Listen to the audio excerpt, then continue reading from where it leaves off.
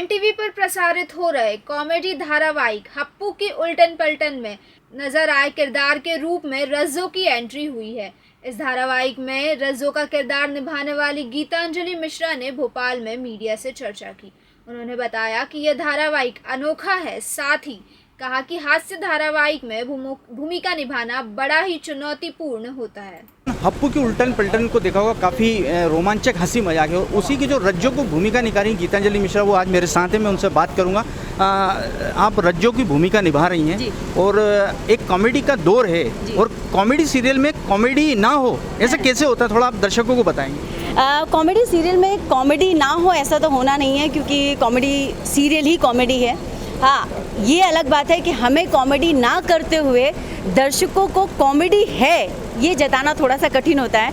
तो कॉमेडी अपने आप में एक सीरियस बिजनेस है जो हम कर रहे हैं। नहीं, आपको नहीं लगता कि कॉमेडी करते में कई बार ऐसे कुछ मतलब सीन आ जाते हैं जिसमें हंसी आती है, उसको रोकना दर्शकों को, लेकिन दर्शकों को बराबर मनोरंजन देना हंसी के लिए, उसमें किस तरह से परेशानी आती है, क्या करते हैं? देखिए, शूटिंग के दौरान ऐसे बहुत बार होता है कि हम जब पढ़ते रहते हैं तभी हमें इतनी हंसी आती है कि कंट्रोल नहीं होता, और 3, 4, 5, 8 बार फिर हम उसी चीज़ को इतना रिपीट कर लेते हैं, इतनी बार पढ़ लेते हैं कि बचपन में हमें एक स्कूल में कहा जाता था कि जब उत्तर ना मालूम हो तो प्रश्न को इतनी बार पढ़ लो कि उसके अंदर से आपको उत्तर मिल जाता है। तो वैसे ही इतनी बार पढ़ लेते हैं कि हमें अपनी इमोशंस पर कंट्रोल कर लेते हैं, और दर्शकों के लिए वो पहली बार होता है तो उन्हें हंसी आनी लाजमी है। हंसी मजाक के जीवन में बड़ा महत्व है, आप भी देखते हैं। बड़ा से बड़ा जो गंभीर बीमारी भी होगी, रोग भी होगा, वो हंसी मजाक से हो जाता है। जब आप इस तरह से करते हैं, लोगों को खुशी होती है। उल्टन की पलटन में जब आपको देखते हैं और आपकी रज्जो की भूमिका है उसमें, तो किस तरह से आपको लगता है कि अगर दर्शकों को आप हंसा पाएँ? सबसे बड़ी चीज़ वो है हंसी। क्या कहना चाहेंगे जी? आज का जो समय चल रहा है हर जगह, क्योंकि हमारे पास न्यूज़ उपलब्ध है 24 घंटे, जब चाहे हम देश दुनिया की खबरें लेते रहते हैं। ऐसे में ज़्यादातर समय कहीं शायद हमारे आसपास नहीं, पर कहीं किसी देश में, कहीं किसी जगह पर कुछ ना कुछ ऐसा होते रहता है जिसे देखकर डिप्रेस बहुत होता है इंसान। तो जैसे कि आपने कहा कि हंसी का बहुत ज़्यादा महत्व है, और ये हंसी हमारे शो के ज़रिए मेरे दर्शकों को मिले, इस पर हमारी पूरी टीम, हप्पू की उल्टन पलटन के सारे एक्टर्स, लेखक, राइटर, डायरेक्टर सभी बहुत बारीकी से काम करते हैं। मैं भी कोशिश करती हूँ कि कभी जब बोलने के ज़रिए ना हो सके तो अपने शारीरिक बोलचाल के ज़रिए ऐसा कुछ करूँ जिससे देखकर दर्शक हंसे। स्पेशली महिलाओं को हंसाना ज़्यादा कठिन कार्य है, क्योंकि वो बहुत सीरियस नोट पर देखती हैं और ज़्यादा व्यस्तता उनकी हमारे साड़ी, कपड़ों और गहनों में होती है, तो उन्हें हंसाना थोड़ा मुश्किल होता है। इसलिए ऐसे रज्जो के रूप में आना पड़ता है हमें। रज्जो क्या नया दिखाएंगी? रज्जो ने एक सास के साथ नोक-झोंक दिखा दी, पति के साथ प्यार और तकरार दिखा दिया।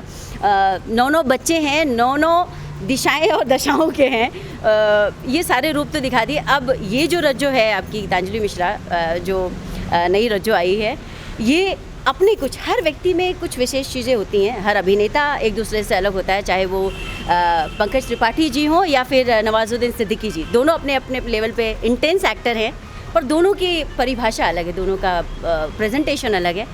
तो डेफिनेटली भले मैं पुरानी रज्जो को रिप्लेस करके नई रज्जो आई है, पर उस रज्जो की खूबसूरती में और 4 चांद, मतलब उसके माथे पर एक और बिंदी लगाने का प्रयास करूँगी। ऐसा मैं दर्शकों से उम्मीद करती हूँ कि मैं उन्हें ये दे पाऊँ। देश न्यूज़ के माध्यम से दर्शकों को कहना चाहिए, कब से आ रहा है जी, क्या विशेष? देखिए, शो तो बहुत 3-4 सालों से है। मेरी एंट्री जो है वो इस सोमवार से हुई है, और मौका मिले तो आप भी देखिएगा। अपने दर्शकों से भी मैं रिक्वेस्ट करती हूँ कि देखिएगा, और जहाँ पर भी सोशल मीडिया के ज़रिए हो पाए आप कमेंट करके मुझे बताइएगा कि मुझे और क्या इम्प्रूवमेंट करने की ज़रूरत है, ताकि मैं आपके घर की बहू बेटी के रूप में आपके घर तक पहुँच सकूँ।